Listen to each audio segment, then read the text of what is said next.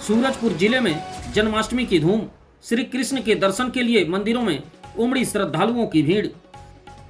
सूरजपुर जिले भर में श्री कृष्ण जन्माष्टमी आज शनिवार को बड़े ही धूमधाम से मनाया जा रहा है। मंदिर प्रांगणों को रंग बिरंगे फूलों और आकर्षक लाइटों से सजाया गया है। मंदिरों एवं पंडालों में कई विशेष सांस्कृतिक कार्यक्रमों का आयोजन भी किया जा रहा है। घरों में भी लड्डू गोपाल के जन्मोत्सव को लेकर सुंदर सुंदर झांकियां तैयार की गई है। सूरजपुर में कोतवाली के सामने मटकी फोड़ प्रतियोगिता का आयोजन भी किया गया।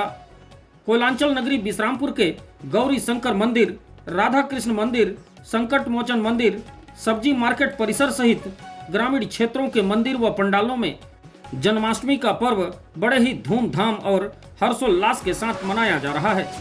देर रात तक मंदिरों में भगवान श्री कृष्ण के दर्शन एवं पूजा अर्चना करने श्रद्धालुओं की भीड़ पहुंचती रही।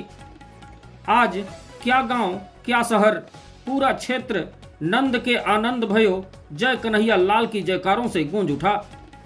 भगवान श्री कृष्ण का जन्म भाद्रपद मास में कृष्ण पक्ष में अष्टमी तिथि रोहिणी नक्षत्र के दिन रात्रि के 12 बजे हुआ था।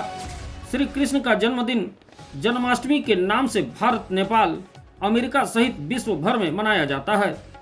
भगवान श्री कृष्ण का जन्म मथुरा के कारागार में हुआ था। वह माता देवकी और पिता वासुदेव की 8वीं संतान थे।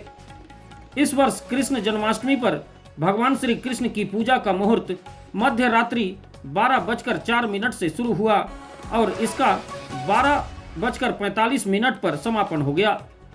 वहीं चंद्रोदय आज रात 11:32 पर हुआ और इसी अवधि में कृष्ण का जन्म हुआ, जिसके बाद जन्मोत्सव बड़े ही धूमधाम से मनाया जा रहा है।